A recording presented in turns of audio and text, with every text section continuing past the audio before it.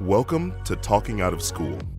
Talking Out of School is a production of the Department of Teaching, Learning, and Educational Leadership in the College of Education and Applied Human Sciences, in association with the School of Communication in the College of Letters, Arts, and Social Sciences Institute of Creative and Collaborative Arts. Talking Out of School is recorded before a live audience at Apollo Pizza in Richmond, Kentucky. And here's your host, Dr. Raymond Lauk. Hello, everyone. We're ready to get going. Welcome. I'm Ray Lauk. I'm an associate professor of educational leadership at Eastern Kentucky University, and I'm the founder and curator of Talking Out of School. This is the start of our fourth season here at Apollo Pizza. So congratulations to all of you for coming and supporting this. I think Stacy Corson has been here from the very first show that we did 4 years ago. We've got a big lineup of storytellers. This is Deaf Awareness Month and also Hispanic Heritage Month. We have a bunch of deaf storytellers tonight. We hopefully will have some. We do have some Latino storytellers and some other storytellers who are not in either group, but we always have other storytellers throughout the night as well. So without further ado, our first storyteller is Kimmy Stinnett. Kimmy is from Flemingsburg, but Danville is her home originally, but she kind of grew up in both towns. She graduated from EKU in 2019 in deaf studies and then worked as a deaf interpreter. She decided to go back to school in 2023 at Gallaudet University and graduated last summer. She works at EKU as an ASL professor. She grew up in a deaf family. She's the only one with higher education. Kimmy has a big family, her husband Calvin, and 6 boys and 1 grandson. Please welcome Kimmy Stinnett.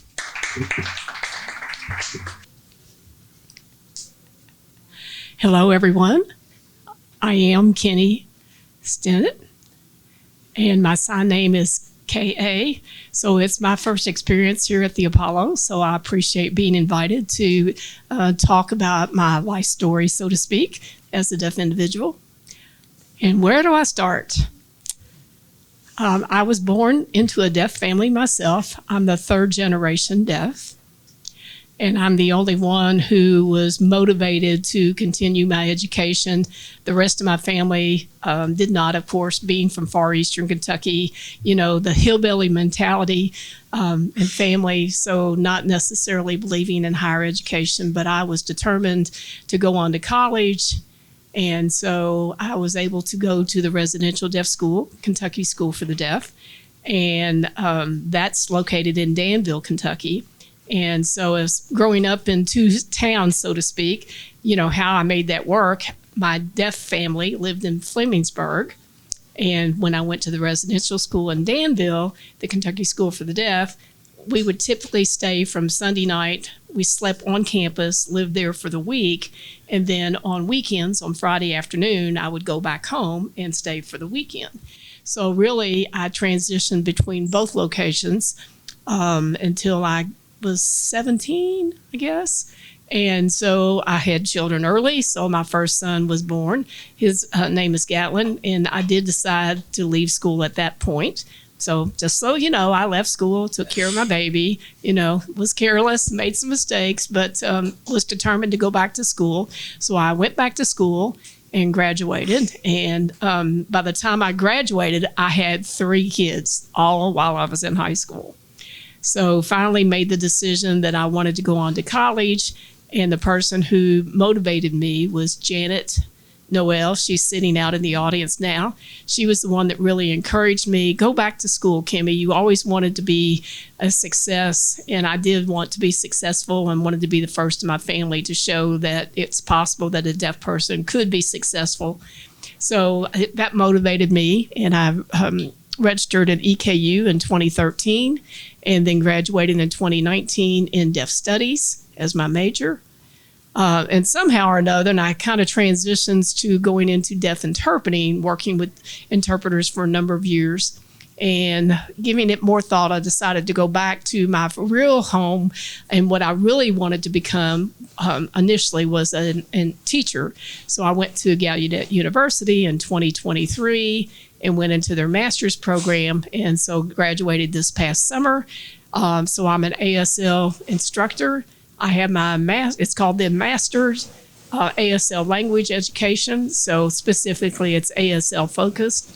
And so sure enough, I came back to EKU, and I am an instructor now.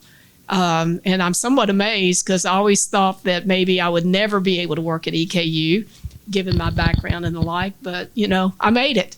And so here I am now, and I'm working at the university, and I'm an instructor at EKU. So for me, that's really a big deal.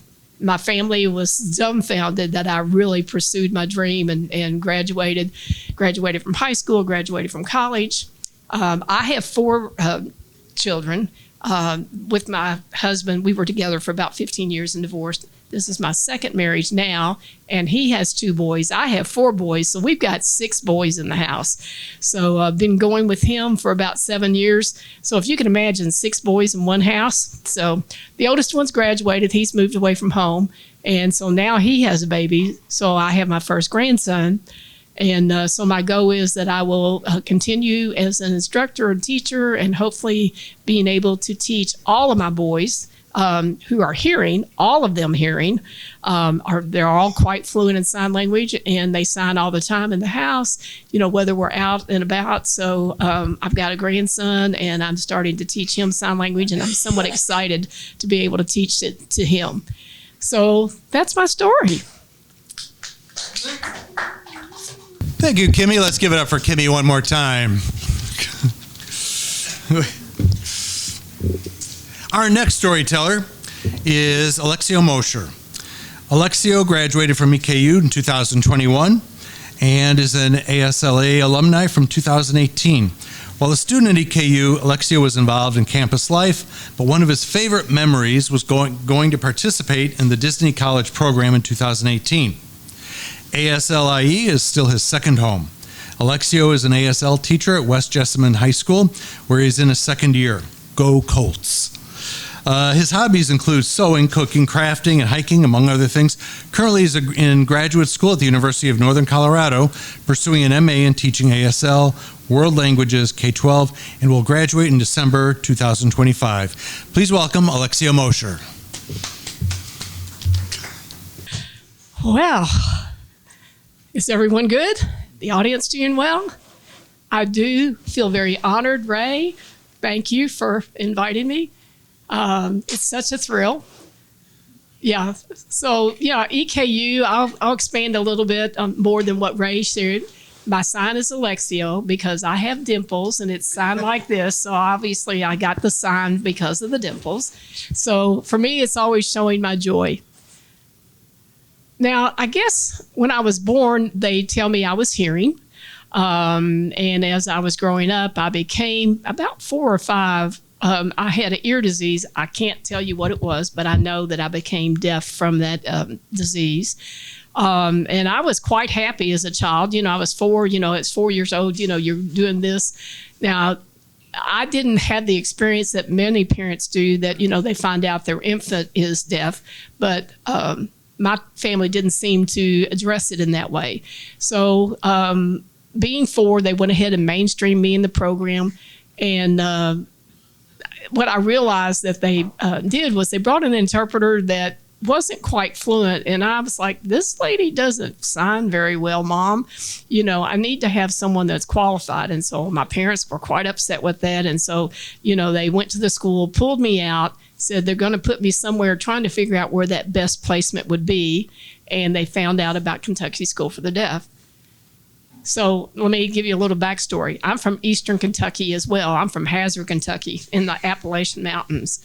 So I grew up there until I was about 7, but I didn't understand what ASL meant. I didn't understand what sign language was. I just kind of made it through. And when I went to the residential school, I cried for days. My parents are leaving me, and, they tried to work with me and the like.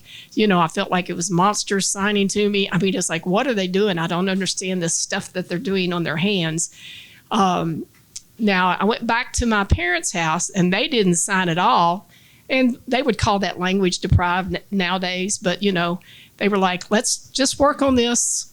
Be patient, you will get it. And I did. I gradually picked up signs, started signing quite well. And then by the time I went into middle school, I realized, wow, the teachers had the preference of working with students that are quite bright and the like, and I felt like I was somewhat left behind. Now, Rebecca, one of the assistant professors saw that, and, she went up to the principal and said, hey, we've got a young boy over there. He's really language deprived. He hasn't picked up a lot of language. I think we need to do some one-on-one language development with him. And they worked with me for the entire year.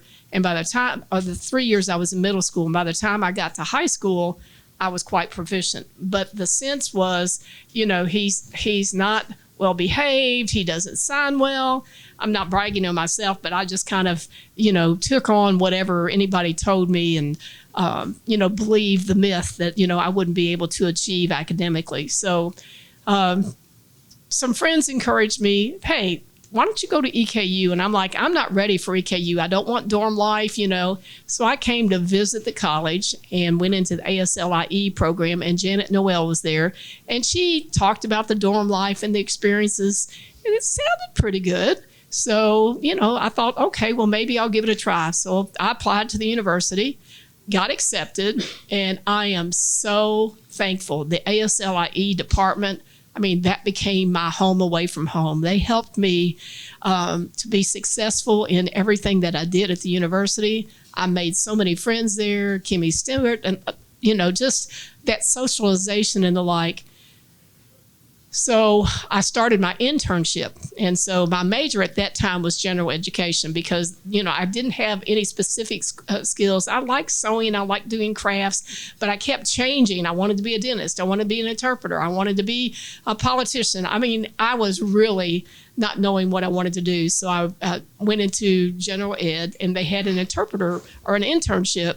And so I applied to Disney to their internship and got accepted. And their internship was amazing. They had international deaf people coming in for their internship. That was the best experience. And after work every night, we worked together.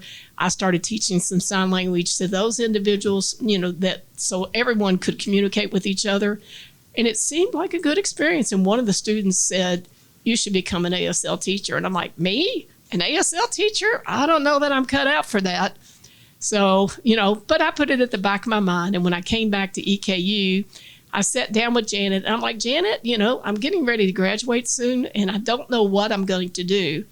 Now, oftentimes the people at Disney said I should go into teaching ASL. And Janet listened to me doing that. I graduated with just a general education degree, and so was really frustrated somewhat with what was going on as far as where I could get jobs and the like. Saw an advertisement for West Jessamine to teach sign language. Someone shared that information with me, and I went to the school, applied, and right or wrong, I was very successful. I got Instructor of the Year with my first year there.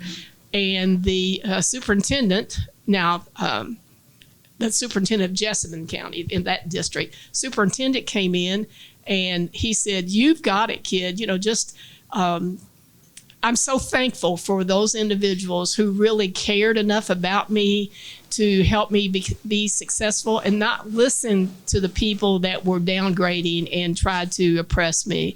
But the deaf people out there that says, you can do this, Alexio. And so I'm so grateful to my deaf families, EKU, Disney in Florida. And so now I'm in my second year at Jessamine County. And so, I've got, deaf awareness going on there and how they can come into the program. And so I have a lifelong dream, and I hope to continue to pursue that. Let's give it up one more time for Alexio Mosher. Our next storyteller is a good friend of the Talking Out of School show, and that's Rebecca Reb Kreutzer. Reb has done stories before, at least once before, I believe. And when I wanted to feature Deaf Awareness Month at this month's storytelling show, Reb said, don't worry, I'll get everyone here. And she did. So Reb is from Lexington, Kentucky. She is a graduate of the EKU ITP program. She's in a master's program at the University of Northern Colorado right now. And she teaches here as an ASL professor. Please welcome Reb Kreutzer. We good? Everybody doing great? I promised Ray that I would keep my bio very short. You know, I have so much to say to give details of my life. It's quite lengthy, so of who I am, but I promised. So I will start out with me as the first generation student. My family, well, let me back up. I want to mention that my family is deaf. My parents did go to college at Gallaudet University, and that's the only deaf university in the world. Can you imagine that in the entire world, there's only one university dedicated specifically for deaf education and deaf individuals? They did go to Gallaudet. Life changed for the two of them, so they did not graduate. Now, I came to college. Well, you know, if you had asked me 20 years ago, you know, hey, are you going to go on to college? I would have given you the look of, no way, thanks. I don't need to go to college, not thinking that I would be able to be successful in college at that time. I was a wild kid. So I was the wild one. I was the party girl. And so I happened to go to work at the Kentucky School for the Deaf. And that's where, and it's in Danville, as several had mentioned. I was a teacher's aide. I was a dorm housekeeper, house parent for a total of 13 years. And during those 13 years, I met so many students, you know, just like Alexio. He was one of my former students in the dorm. And I've seen those deaf kids, you know, come to the residential school where they had no knowledge of the world at all, no knowledge of culture, no knowledge of, you know, what they could be as far as identifying as deaf. And I felt like I had an obligation coming from a very strong deaf community and a strong deaf family that I needed to share that community, that sense of belonging to those kids. Now, Lexio, as he mentioned, you know, he came to the school with no language. You know, he was oblivious to reading, writing. He couldn't do any of that. And so we tutored with him, met with him one-on-one and taught him, not just Alexio, but a number of other deaf students as well that were language deprived.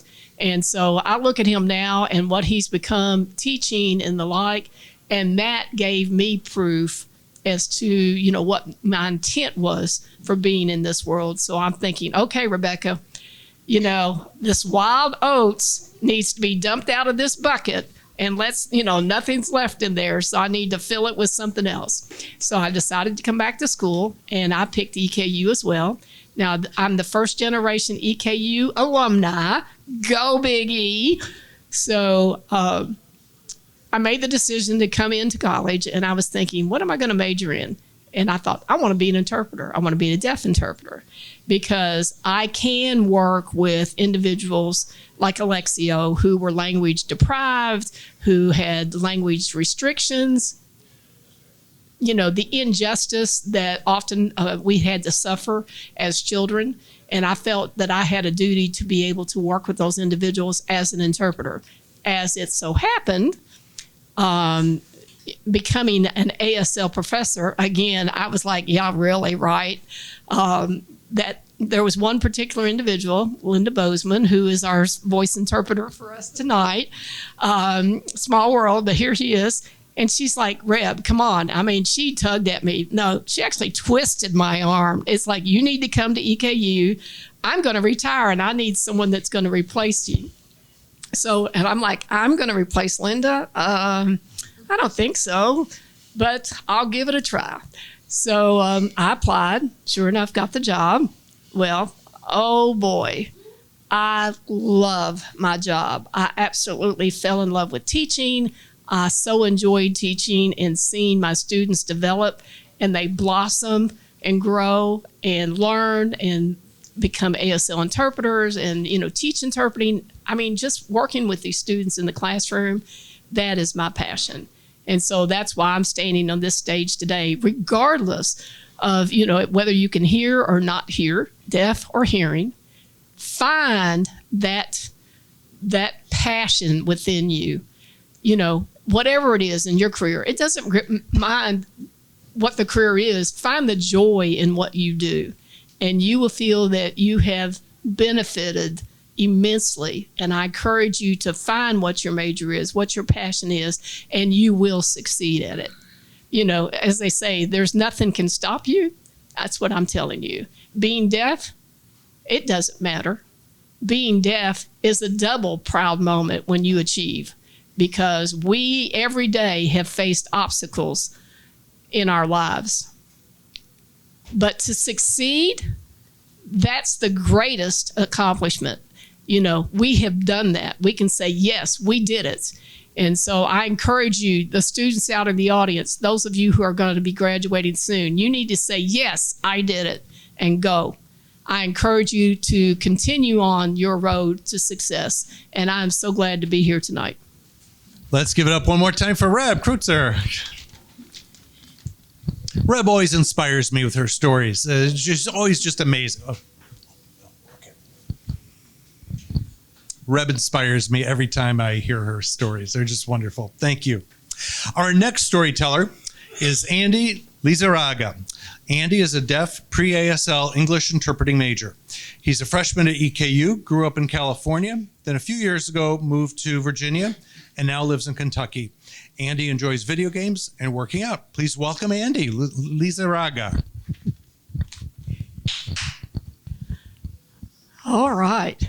My name is Andy. My sign is this. I grew up in California, as Ray said. I'm deaf, and I live with a hearing family who did not learn any ASL and any sign language, but they taught me the oral method of communication, so somewhat forced upon me, not knowing about a visual language out there.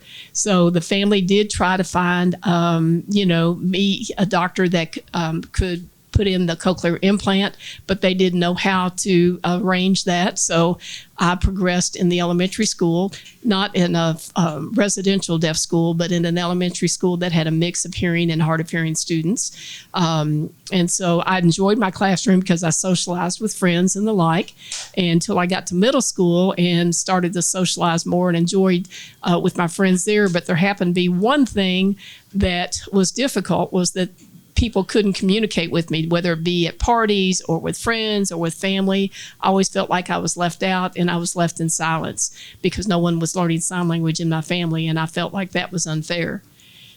But I persisted anyway. I socialized with deaf people from time to time, and so I made the decision that I'm going to go into a mainstream high school. And the reason why I left the school that I was in was I wanted to really focus on myself and move forward. And to focus on myself, I needed to do that.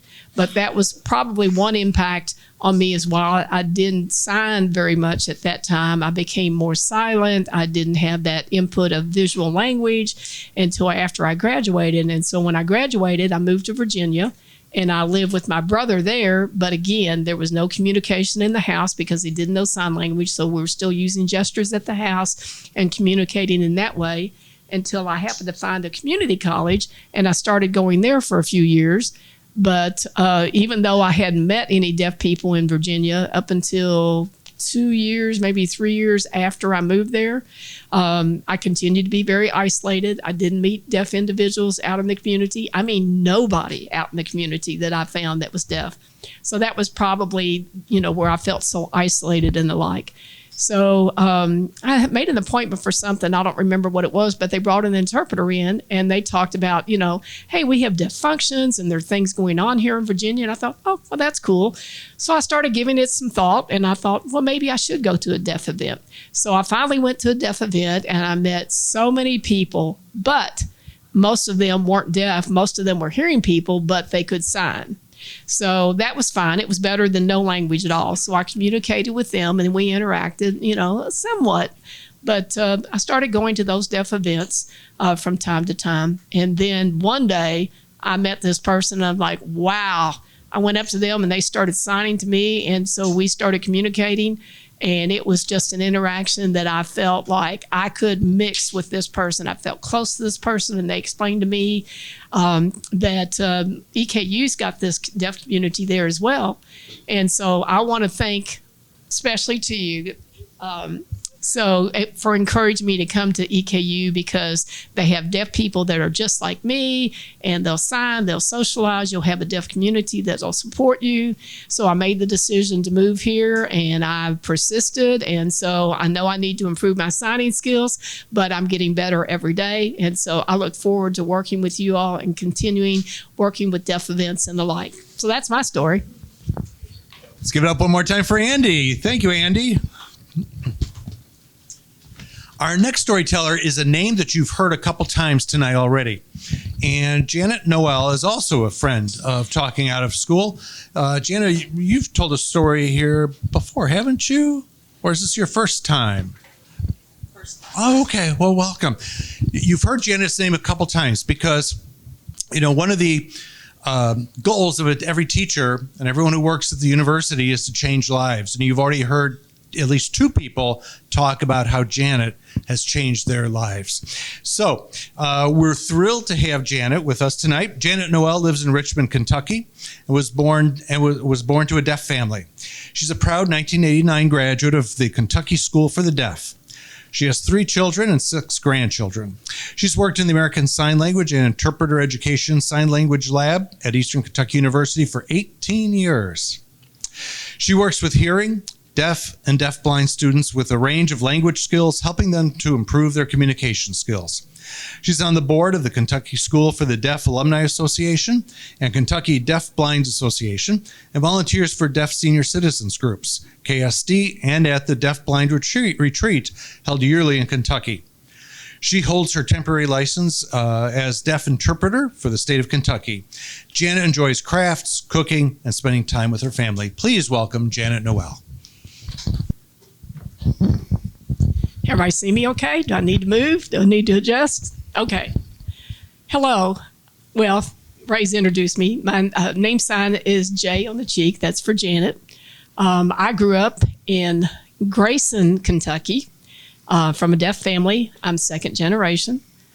My family was very poor, and my family, all deaf. My mother didn't work. But she made cakes, cookies, bread, candies, and the like, and she sold those to earn some money. My father worked at a sawmill, and he was also a carpenter. He built homes and the like, so that was my dad's profession. So as I mentioned, we were quite poor. I went to the residential school and got married.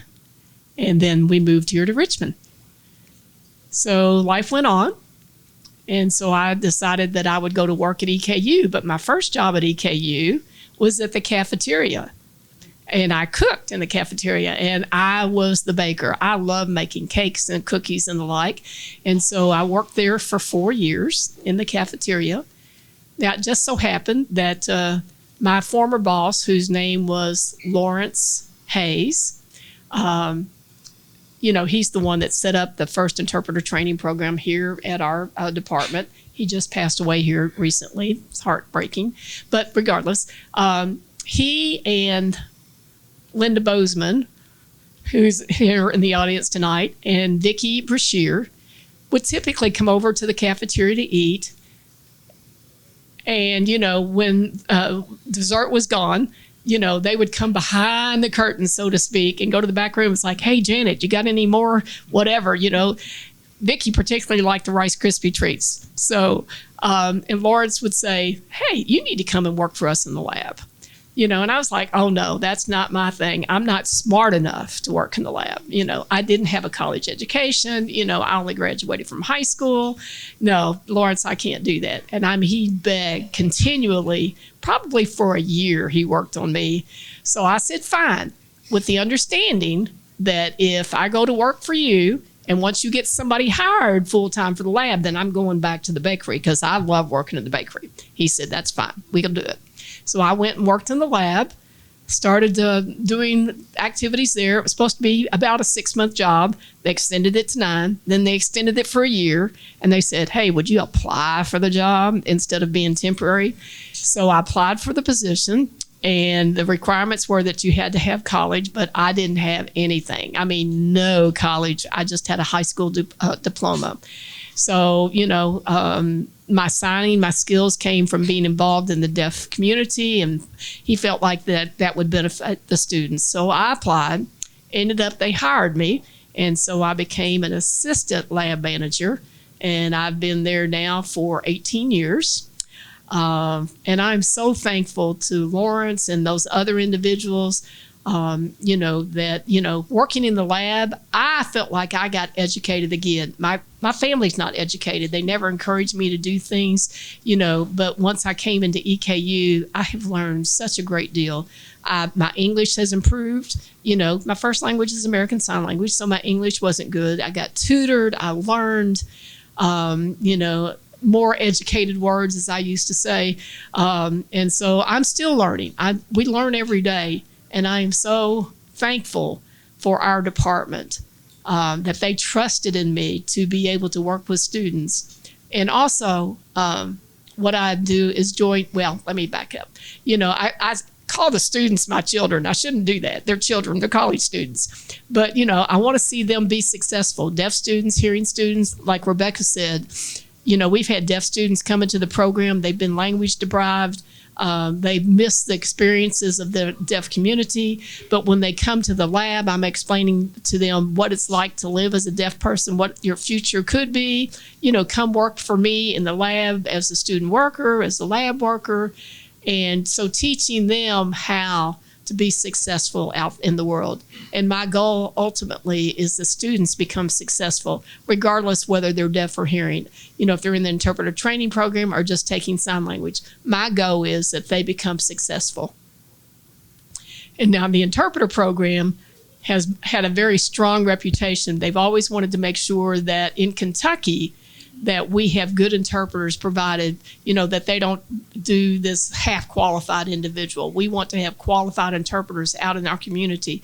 So I feel like that we give children access to language, because in my day, we didn't have the access to language. So I would have to interpret for my parents oftentimes because they weren't well educated. And so now what I want are these young deaf children to have the opportunity to be able to go out and have good interpreters and succeed. And that's my ultimate goal.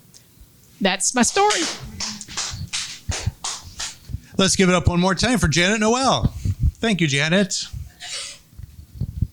Our next storyteller is Ivan Prudencio. Ivan is a deaf student from EKU, and he works at El Centro as an ASL tutor. Ivan is from El Salvador, where only 0.25% of the population is deaf. Please welcome Ivan. Okay, my name is Ivan. Pardo. I grew up and was born in Louisville. And I started learning about my family's country of origin back in the day when I was listening to my parents. They would share stories about things that happened at El Centro. And so they knew about my home country and the things that happened. So in the 1980s, as it happened, there was a civil war. And millions and millions, thousands of people died. The Spanish culture people, the government control. And fortunately, my parents, they survived. And so they went to California. And that was in the 1980s. So we moved here to Kentucky in the 1980s. My father worked. Sometimes my father knew that, I was deaf. And my mother, she was very sad about finding out that I was deaf. Whatever it was, I became deaf at the age of 3. I think sometimes I believe that, that I was going to grow up and, I needed to grow up and learn to be proud of myself, of my son, my deaf brother, my Spanish brother. And, we associated with our families and we interacted with our families. But my family being Hispanic, they were all hearing. And so with me being deaf, the communication fell through. So growing up, there was no Spanish spoken to me in Louisville, Kentucky.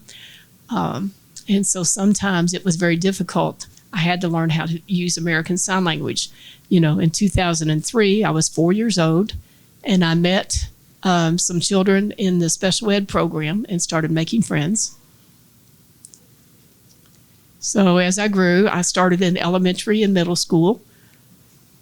And my mother, she wanted to move to Tennessee, to Nashville. And they had a residential school there in Nashville, Tennessee. And after my mother, she had cancer. And so she had 4 bouts with that. And the last time I saw my mother was in the hospital. And then she was gone. And that was, I was only 15 at the time. So I went to my father and went to his home. I told him I miss Mom. Half my brothers and sisters, they're all hearing. So, I was closest to my younger brother or my youngest sister, sorry. And so, we talked about what we needed to do, what our future was going to look like. And, we started learning about Spanish cultures and Spanish class. And so we started learning more about the culture and more about Spanish. And sometimes, communication was difficult because we were depending on lip reading in Spanish, so it was difficult. And then after holiday, we flew out to El Salvador, El Centro. And for the very first time, I was able to go back home, so to speak. We went to the beach, and I visited with my mom's at my mom's old house. And I was able to see, I could feel the grief. I could finally own it. It made me sad. I just missed her so much. It was very sad. So, and missing the Spanish culture as well. So I think that's why, when I go to visit, I go to visit the little kids and the adults in El Centro, El Salvador. El Salvador, thank you. At the school there, the deaf school, there's a number of schools there that use Spanish Sign Language there in El Salvador. And I didn't understand it. It was very difficult because I only know American Sign Language, even though I'm Hispanic, but they were using Spanish Sign Language. So we went to the farm, and I was able to visit with my grandparents, with my grandmother. And she's the cook. Oh, she cooks so good. In El Salvador, we used a lot of Spanish food, and it was delicious. And so, the corn plants and the pumpkins and the melons, the other Spanish fruits, oh, delicious. So, we looked for fish. And my dad, he loves farming. And so he would go to try to find fish, we'd go fishing so we could cook that for our meal. And all of us really enjoyed that time. We'd party, we'd talk in Spanish, we celebrate birthdays. And for me, that's why that's how my family lived. And so that's how they lived in El Salvador. So when I came back to the United States, flew into Louisville, sometimes here in the United States, like last year, I was a freshman here. I came to EKU, and being a freshman, I started studying education. And, when I graduated from high school, it was during COVID. So you can imagine in 2021 is during the COVID period. And sometimes I believe that God, with his support, and through the church, that helped me a lot to build my self-esteem. Worked hard. I stayed busy. And I'm here now. I'm proud because I know I'm working for El Salvador and El Centro. And, I'm going to make the teachers proud of me. And my community and my ASL community, my Spanish community, I want to make all of them proud of me because I'm proud of myself and I want to be successful and I'm going to keep studying. That's my goal. I'm still playing in sports. And so I'm swimming, rugby. I'm playing rugby. And so I enjoy mountain climbing and the like, so like hiking. And there's a number of things that I like to do. And so this month September is Deaf Awareness, and it's also Spanish Awareness, both in the same month. And that's me, and that's him. So that's my story. About 2 weeks ago, I think it was, the Giles art exhibit had an exhibition of some faculty members. And I happened to be there and saw some of the really talented faculty members that we have. And I was talking to one of them, and it turns out that that particular faculty member, besides being an artist, is an authentic Appalachian storyteller. And so he was only too happy to tell his story here. Charlie Grigsby is an Appalachian artist and storyteller from a holler outside of Hazard, Kentucky. He was raised by a collective of mammoths, small forest animals, and Looney Tunes on worn dollar store VHS tapes. Once upon a time, at only 6, his papa let him drive a drag line up on the Starfire strip mine. Please welcome Charlie Grigsby. Hey everybody, excuse my nerves. I might be an authentic Appalachian storyteller, but I'm not very practiced. So this is relatively new to me. I have to step up to the mic, as you can see. Thank you, Ray. All right, so where to start? I'm Charlie Grigsby, but I learned in the introduction that Ray gave me about the series Talking Out of School that this is focused on true stories. So I want to start with a little confession. My name is Charlie C. Campbell. Charlie Grigsby is a pseudonym. Think of him like a pen name. Like I use him like a story, like a writer would a novelist would use a pen name. Pulling up some notes here. I feel a kinship here tonight in the room. As an Appalachian, as so many of us here are, I have heard as well, Appalachian. I've heard some parallels to my own story. So I believe that, a lot of you might be able to identify with some of mine too. So again, Charlie C. Campbell in reality. I'm a professor of graphic design in the School of Art and Design here at EKU. In my second year, sort of a dream of mine to land here in higher ed, back in higher ed, close to home. I've enjoyed a career in marketing and communication, branding, graphic design, web development for a lot of different clients in the business sector and in industry. During that time, something I believe this room might identify with a little bit, spent a lot of energy on masking my Appalachianness, trying to hide it. Hide from the world and hide from the damage of stereotype and stigma that comes with that. So y'all are probably familiar with the term code switching. It's when you have a characteristic in your culture and your dialect that's pretty recognizable. Maybe it has negative stereotype associated with it. You try to hide it. Because you don't want people to judge you like that. You're not that way. So again, something I believe we can sort of identify with in this room. So Charlie Grigsby is a confessional character by nature. He's embellished a little bit. He has a thick accent. I kind of let it go. So you're going to hear a little more of that when he shares a story with you in just a second. Again, he's a new outlet.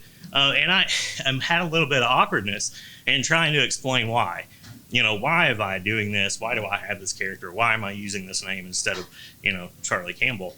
And it's, part of it's a little bit of a buffer, of protection for my loved ones, for my family, for our privacy. It's just enough, that I feel that I can share and express my experiences, through my art. So I find that it's probably more accurate to say that Charlie Grigsby is not a mask, but a crack in another mask that I've been building for 40 some years, and I'm ready to kind of let break. So I might get emotional. Pardon me if I do. I want to share a story from Charlie Campbell. Here we go. All true, by the way. All true, really. This one is not embellished in the nature of true storytelling. I was 5 or 6 once a while ago, crawling around my mama's side yard. I liked sitting there in the afternoon shadow of the house, twiddling long strands of grass between my fingers and pressing my palms into the cold ground. This was her domain. Mama was perched up on a porch swing, looming over the yard about a whole story high. She was keeping watch like she'd expected something to happen. I lay back in the grass real still for a minute when suddenly something tickled across the back of my hand. I caught a glimpse of a tiny field mouse. I shrieked and cried, "Mama, a mouse got me." Of course she'd seen it happen. That's what she'd been waiting for. She'd seen his brothers and sisters too, long before I noticed. She patiently waited. That was her brand of mission. The mice swarmed around my bare feet through the grass and dandelions. There must have been 24 or more. They largely paid me no mind. "Catch you one in that coffee cup," she hollered, and pointed to a pile of Papaw's leavings. I tried to trap one under the cup, the flimsy styrofoam cup, like Wile E. Coyote, I imagined, trying to drop a basket on the roadrunner's head. But they just keep wriggling free. Life ain't like the cartoons. Stop messing around and just grab one with your bare hands. Mama made me brave. I was afraid to touch him, but I did it anyway.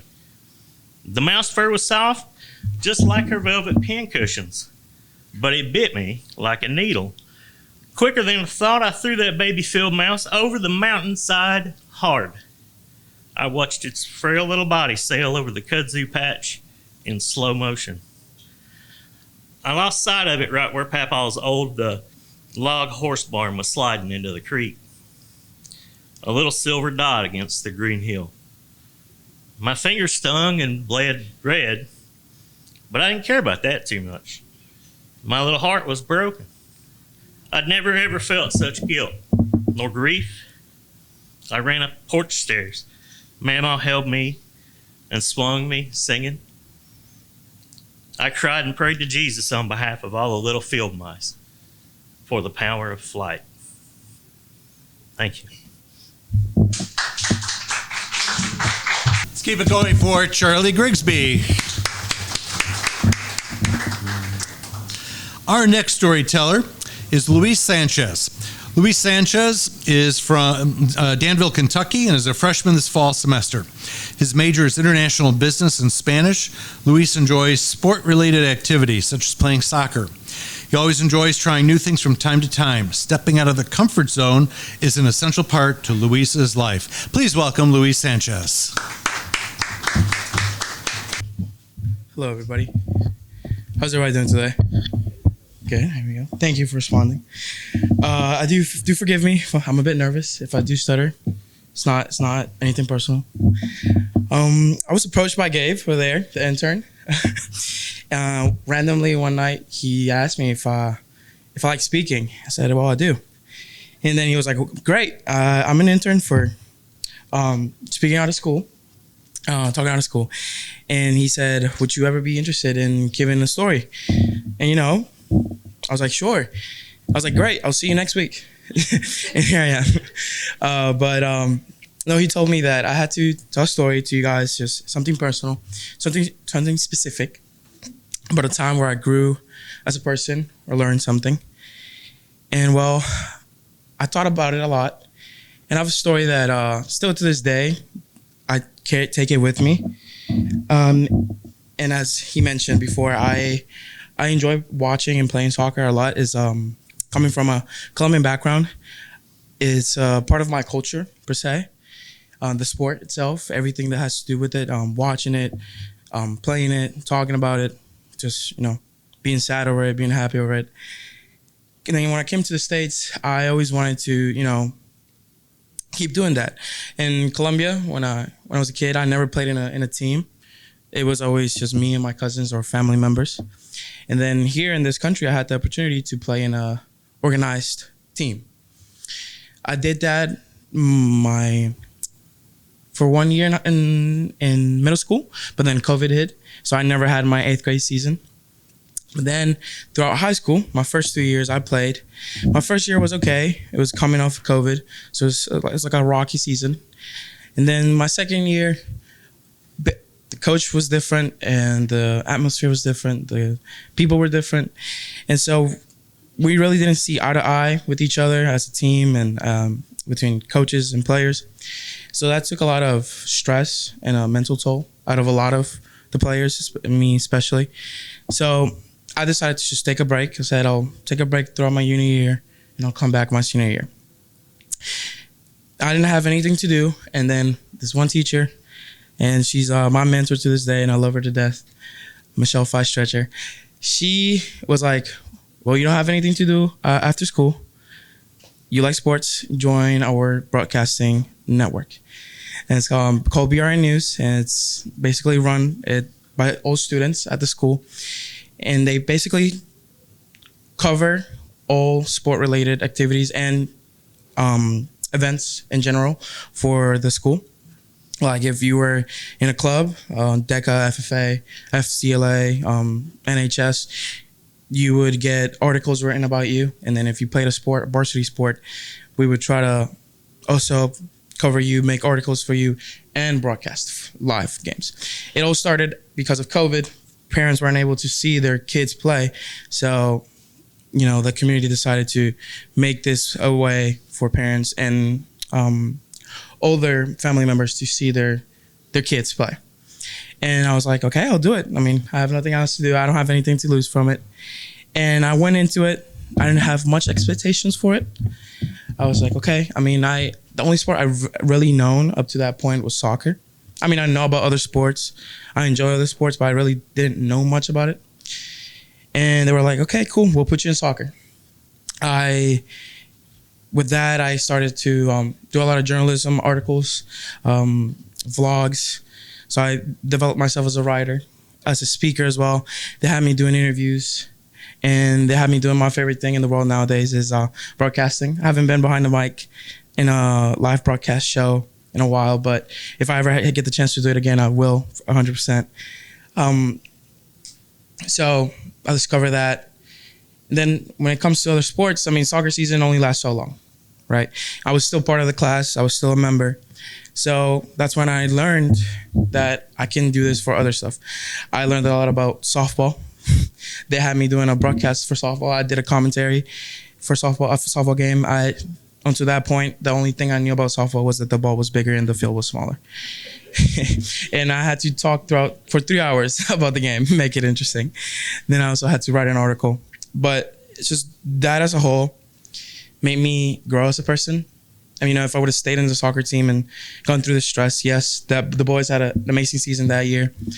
But I mean, I was still there with them. I was the one cheering up there for the parents to see, and then to go back and watch after the game. They had the film, and they would listen to me being excited and cheering for them. So that was an amazing and humbling experience, And to this day, thanks to that, I've discovered a passion for not just talking about sports, but writing and just getting to talk to people. So yeah, thank you. That's my story. Let's keep it going for Luis.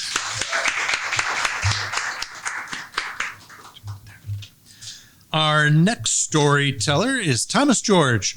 Thomas George is from Lexington, Kentucky, where he was born and attended kindergarten through high school. Thomas is a senior here at EKU studying anthropology and Spanish. He enjoys listening to music, hanging out with his cat, and learning about topics he's interested in. He works at El Centro as a peer mentor and tutor at EKU and holds a position with the Student Society of Anthropologists. Thomas is also a brother of Beta Theta Pi, a fraternity here at Eastern Kentucky University. Please welcome Thomas George. Hello. My name is Thomas. And I'm out here because one of my friends, Gabe, he came up and asked me if I would speak at this event tonight. Because we were talking about school, like organizations that we both like worked in, and he mentioned to me that it would be helpful if me and some other of our like mutual friends would come out and talk. So I thought I would come tell a story about how I like EKU and some of the organizations there like helped me out and helped me like find myself here in college. So when I was younger, like in kindergarten, I was put into a Spanish immersion program where 50% of my day was in Spanish and then 50% was in English. It was kind of interesting. I think we were one of the first groups of like classes at my elementary school, but now we like Fayette County has spread to multiple different elementary schools. But when I came to college, I didn't really take any Spanish classes. I'd always told myself I was going to take some, but I really never got around to like signing up for them. And so I was like, for the first 2 years, I kind of felt like a little bit lost going through school. I wasn't really focused on my classes. My grades were slipping from what they usually had been in high school. And so I'd taken one anthropology class, and my professor, Dr. Benjamin Freed, he thought that I would do like farewell in anthropology. So I started taking his class in the winter for biological anthropology, and I did pretty well. And then that next semester, I started taking some of the gen eds that were required for the anthropology major. I wanted to get like involved in like a position on campus, like maybe start working there. And so I interviewed for a transcriber position for Dr. Amanda Green for interviews for food insecurity on campus. And during that interview, I mentioned that I was bilingual, and she immediately like stopped the interview and then led me down to El Centro and like introduced me to all the faculty there. And so like just that next week I had like applied, started an interview, and like not even in a month I had started working there as a tutor for that biological anthropology class that I had initially taken. So I got to help out fellow students in that program that were struggling in biological anthropology, and I was also able to practice my Spanish. So now I'm almost the full-time student worker there at El Centro. My grades have improved. They've been the highest they've ever been since then, and I've been more involved on campus than I had ever thought I would be in high school. One of the things I'm like super proud of that it's given me the opportunity to do is I've been able to like help interpret at health fairs here in Richmond. I got to help educate people on the like Medicare and like options that they can like access throughout the state provided health benefits and everything, and I felt like it made me feel really, really good to be able to do that. I now get to tutor in other Spanish classes now that I'm a Spanish major, and I just thinking like being bilingual and being able to like use that at El Centro just has really helped me like find who I am and really helped me like find out what I want to do in life. So just very appreciative of all the faculty and staff here that have like led me to where I am, because I don't know if I'd still be in school if it wasn't for all the different language opportunities I've had. So, thank you. Let's keep it going for Thomas George. We have one more storyteller tonight, but before we bring him up, as I said, you're probably thinking you've got a story, you could do this. Please see Gabe before you leave. Also, I can't really see. I can kind of see there looks like there's some pizza left. There will be takeout containers. Please help yourself and take the pizza home, because I'm not taking it with me. It's for you. And by the way, I should also mention that the pizza tonight is being provided by Dean Elizabeth Smith of the College of Education and Applied Human Sciences. So let's bring up our very final storyteller. Bryce Perkle is from Marion County, Kentucky. He was born in Biloxi, Mississippi, and lived in Houston, Texas before moving to Kentucky. Bryce is a senior here at EKU studying network security and electronics. He's also a member of the Beta Theta Pi fraternity. Bryce enjoys playing baseball, watching football with his friends, and rooting on the Houston Astros. Please welcome Bryce Perkle. Hi, everyone. I'm also out here because my friend Gabe invited me. He's actually my roommate, and he asked me to come out here. So he told me just to tell a story, and I'm going to tell a story about how I realized the true value of friendship and family at a young age. So this was in about 2012. I lived in a trailer park in Marion County, Kentucky. It was actually in Holy Cross. They call it a town, but it's more of an area. There's nothing there. And so we came home one night. And so in this trailer park, we lived right here. Both my grandparents lived about 2 units down. And one night I came, I would go visit them all the time. And then one night I came outside, I would play. And I realized that my grandpa's car wasn't home yet. So we went over to my grandma's house, try to figure out what's going on. And she just said that she doesn't know anything. She hasn't heard anything. So we stood out there waiting for him to come home. We stood on the porch. I remember there was a meteor shower that night. We were watching all the meteors go. And then so it started to get a little late. So I ended up going back home. Me and my family did. Went to school that day. When I got up for school, his car still wasn't there. And so I went to school that day, and then my parents came and picked me and my sister up from school. And they went to the 5-star gas station, got us slushies and stuff. And we pulled back into my driveway, and my grandpa's car was there. So me and my sister, we got really excited, but then I see my mom look at my dad, crying and stuff. So they brought us both in. They told us the news that my grandpa had actually had a heart attack at his work. And, we went, it was really hard on me at a young age. I didn't go to school for about 2 weeks. They had to send packets of schoolwork for me and my sister to do at home. And, the funeral was really hard. It was the first time I've ever seen my dad and, everyone upset. So it was really tough on me. But time goes on, it's still weighing on me pretty good. And my mom gets a phone call from this kid's mom that I played baseball with. And they had a farm and everything. So I knew this kid all the way up. I played baseball with him since I was about 6 years old. We never really hung out, but he was still, a good friend. But this was the first time we were actually ever going to go hang out with each other. And so his mom knew what I was going through, so they offered to invite me out to their farm. And it was honestly amazing. We went out there, we rode 4-wheelers, we caught crawdads and everything. And he actually ended up becoming one of my best friends till this day.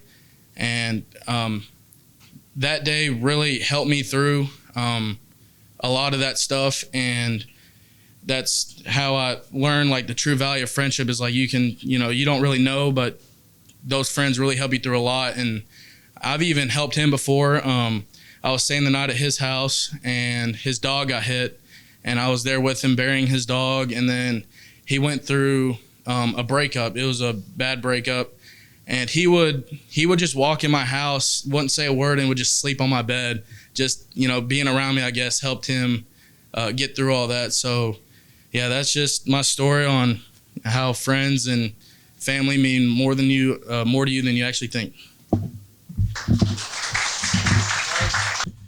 Thank you, Bryce. Let me just ask Gabe. Nobody else has come, correct? Good. We're good. Okay. Thanks, Gabe. Let's give all of our storytellers one more big round of applause. Every month that we've been doing this, it sometimes is a struggle getting storytellers because it takes some courage to stand up here and bare your soul and tell your truth. But every month that I hear the stories, I know that it's worth it, because the stories that you've heard tonight, the stories that we all carry within ourselves, are important stories, and they're meant to be shared. And the other thing too is, when you're telling your story, you never know who in the audience is going through something similar.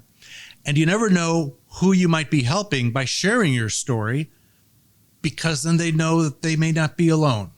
And so when you share your story, it's really powerful, it's really important, it's really helpful. And again, you may not know who you're helping, but I guarantee you, someone's hearing something that you said and picks up on it and has been helped by what you've said and what you've shared tonight. So thank you so much. Remember, see Gabe to sign up for a future month. Our next storytelling show is October 22nd. So we will see you here October 22nd. I would like all the storytellers, all the production people, and all the interpreters to stay up here so we can get one big group picture so we can put on social media and wherever else. And everyone else, thank you for coming. You've been a wonderful audience. This has been a production of the Department of Teaching, Learning, and Educational Leadership and the Department of Communication. And so thank you all. Have a wonderful night. See you in a month. Thank you for listening to Talking Out of School. Talking Out of School is recorded on the third Tuesday of each month during the academic school year. If you have a story you'd like to share on Talking Out of School, please contact Dr. Raymond Lauk, Assistant Professor in the College of Education and Applied Human Sciences. You can reach him at 630-802-1992 or by email at raymond.lauk@eku.edu. Talking Out of School is a production of Eastern Kentucky University's Department of Teaching, Learning, and Educational Leadership in association with the School of Communication. I'm John Clark. Have a great day.